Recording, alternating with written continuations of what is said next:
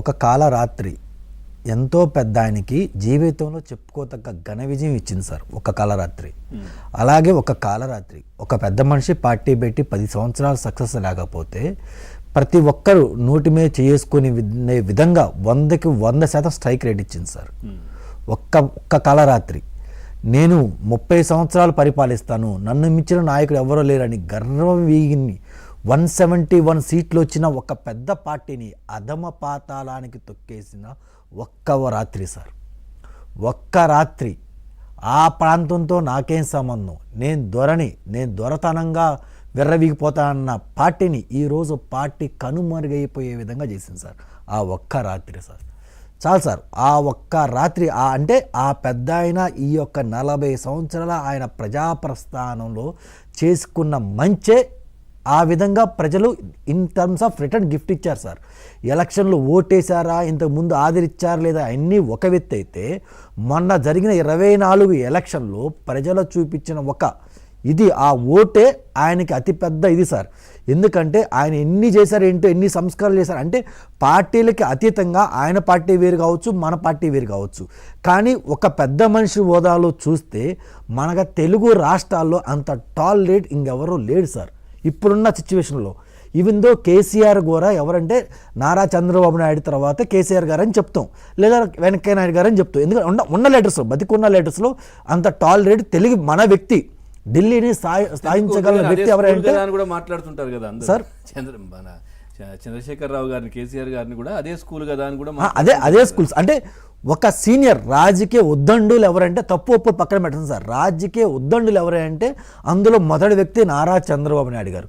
నిజంగా ఆయన్ని గనక తప్పు చేసుంటే నోటీసులు ఇచ్చి సక్రమంగా తెల్లారిజాము సార్ మీరు మర్యాదపూర్వకంగా రావాలి సార్ అని చెప్పి రిక్వెస్ట్ మోడ్లో తీసుకెళ్తే ఇవ్వండి, అదేంటో చెప్పండి, అదే సార్ విషయం ఏంది, అసలు దేంట్లో జరిగింది ఇవ్వండి అంటే ఇవ్వలేదు కదా. అదే రిక్వెస్ట్ మోడ్లో తీసుకెళ్తే అది వేరేలా ఉండేది.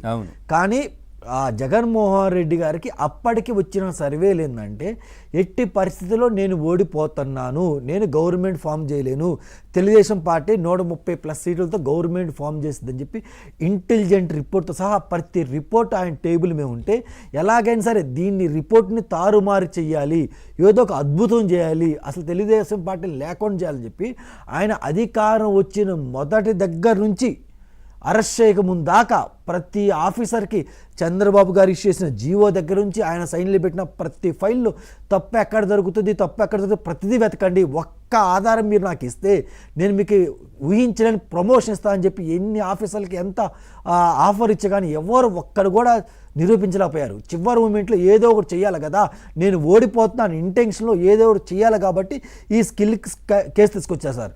నాకు తెలిసి జగన్మోహన్ రెడ్డి గారు బకాసురు ఎవరో ఉంటారు సార్, తన తల మీద తన చేయి పెట్టుకొని భూస్థాపితోయి ఇదైపోతాడు. అతనిలాగా అతను అరెస్ట్ చేయకపోతే అట్లీస్ట్ 60-50+ సీట్లతో అతను ఈరోజు అపోజిషన్ లీడర్గా అసెంబ్లీకి వెళ్ళి మాట్లాడటం జరిగేది. ఆయన ఆ తప్పు చేయటం వల్ల ఈరోజు పార్టీ ఉంటుందా లేదా అన్న పరిస్థితికి, ఇన్ఫ్యాక్ట్ సార్ నాకైతే డౌట్ లేదు, జగన్మోహన్ రెడ్డి మళ్ళీ ముఖ్యమంత్రి అవ్వటం అనేది అసంభవం, అసాధ్యం, ఇంకా జరగదు. ఒక్క తప్పు అక్కడ ఏపీలో అతి బలమైన ప్రాంతీయ పార్టీ వైసీపీ లేకుండా చేసింది, అదే బలంగా ఉన్న టీఆర్ఎస్ని ఇక్కడ అలియాస్ బీఆర్ఎస్ని ఈరోజు పార్టీ లేకుండా చేసింది సార్. వీరిద్దరు ఈరోజు మేము ఆ తప్పు ఎందుకు చేశాము, అతను అరెస్ట్ చేసి ఆ తప్పు ఎందుకు చేశాము అతను అనుకుంటే, ఇతను ఆ నోటి దోల మాటలు మాట్లాడి నేను ఎందుకు తప్పు చేశాను అనే విధంగా ఈరోజు కేటీఆర్ గారు కానీ వాళ్ళ పార్టీ నాయకులు కానీ అంటం జరుగుతుంది సార్.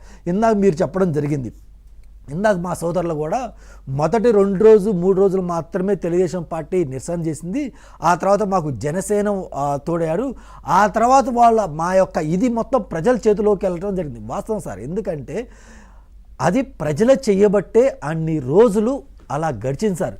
నాయకులు కార్యకర్తలు చేస్తే అలా కుదరదు, ప్రజలు చేయబట్టి ప్రజలు అనుకున్నారు, అర్రే పెద్ద ఆయన అరెస్ట్ చేశారే, ఇది కరెక్టు, ఇది అక్రమ అరెస్టు, ఇది రాంగ్ అని ప్రజలు అనుకున్నారు కాబట్టి ఈరోజు అలాంటి పరిస్థితి, అలాంటి విజయాన్ని ఈరోజు తెలుగుదేశం పార్టీ కూటమి ఇవ్వడం జరిగింది సార్. దాంతోపాటు మీరు చెప్పడం జరిగింది హైదరాబాద్ గురించి ఒక ఫంక్షన్ జరిగాయని చెప్పండి సార్.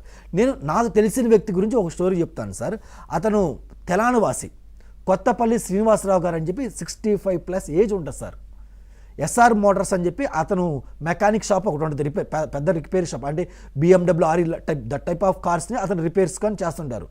ఆయన సార్ నారా చంద్రబాబు గారిని అరెస్ట్ చేస్తే మాల్లో ఉండి కూడా, నిష్ఠ నియమాలతో ఉండి కూడా, ఒక గురుస్వాముగా ఉండి కూడా ఆయన లేదు నారా చంద్రబాబు గారిని అరెస్ట్ చేశారు, నా వంతు సాయం నేను చేయాలి, బికాజ్ ఆఫ్ ఆయన సైబరాబాద్ డెవలప్ చేయబట్టే నేను ఈరోజు కొన్న ల్యాండ్కి వాల్యూ వచ్చింది, నాకున్న బిజినెస్కి ₹1 కస్టమర్ యాడ్ అయ్యారు, బికాజ్ నేను కానీ నా పిల్లలు కానీ తింటున్నారంటే కారణం నారా చంద్రబాబు నాయుడు గారే, నేను ఆయన రుణం తీర్చుకోవాలని చెప్పి మాల వేసి కూడా వీళ్ళ మెట్రో ప్రోగ్రామ్ చేసినా, లేదన్నా హైవే ఓఆర్ఆర్ యాత్ర చేసినా, ఇంకొక యాత్ర చేసినా, ప్రతి దాంట్లో ఆయన బ్యాక్ ఎండ్గా ఉండి ప్రతి ఒక్కటి దగ్గర ఉండి చేశారు.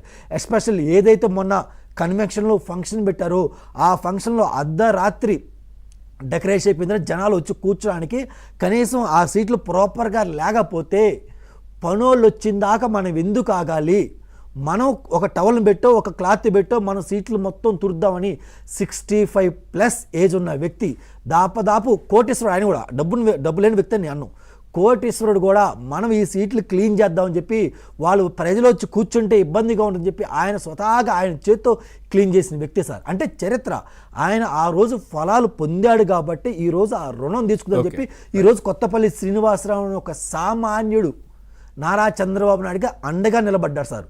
ఆయన నారా చంద్రబాబు నాయుడు గారికి చాలా సన్నిహితంగా చాలా ఆయనకు తెలిసిన వాళ్ళు తెలియని వాళ్ళు ఎవరైనా ప్రత్యక్షంగా లబ్ధి పొందిన ప్రతి ఒక్కరు కూడా ఉమ్మడి ఆంధ్రప్రదేశ్ లో 2004కి నారా చంద్రబాబు నాయుడుకి ఓడిపోయిన తర్వాత ఆ రోజు ఆయనకి దగ్గరుండి ఆయన ముఖ్యమంత్రి అయిపోవాలి, ముఖ్యమంత్రి చేయాలని చెప్పి 2014లో దాకా ఆయనకి దగ్గరుండి ఆ పార్టీకి ఏం కావాలో చేసి పెట్టేస్తారు.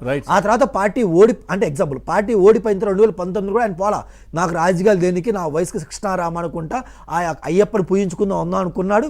కానీ మళ్ళీ ఓడిపోయిన తర్వాత అరెస్ట్ అయిన తర్వాత ఆయన మళ్ళీ రోడ్డుకి వచ్చారు సార్. ఇలా రోడ్డు మీద పడ్డ వ్యక్తుల్లో ఈయనతో పాటు బొచ్చడం మంది వ్యక్తులు రోడ్డు మీద పడి మొన్న ఎలక్షన్ చేయబట్టి వీళ్ళకి అంత రిజల్ట్ వచ్చింది sir. Right sir. Durga Kumar గారు ఉన్నారు సార్, నమస్కారం. నమస్తే పవన్ గారు, మన వీక్షకులకి మన ప్యానెల్లో మిత్రులకు కూడా. సార్ మీరు ఒక సీనియర్ జర్నలిస్టు, ఎట్లా చూస్తారు అప్పుడు ఏదైతే జరిగినటువంటి సంఘటన, అంటే 53 రోజుల పాటు అక్రమంగా నిర్బంధం, అదేవిధంగా సెప్టెంబర్ 9 నిజంగా ప్రజలు కూడా మాట్లాడుకుంటా ఉన్నారు, ఈ రోజును ఆ విధంగా ఏ విధంగా జగన్మోహన్ రెడ్డి చంద్రబాబు నాయుడు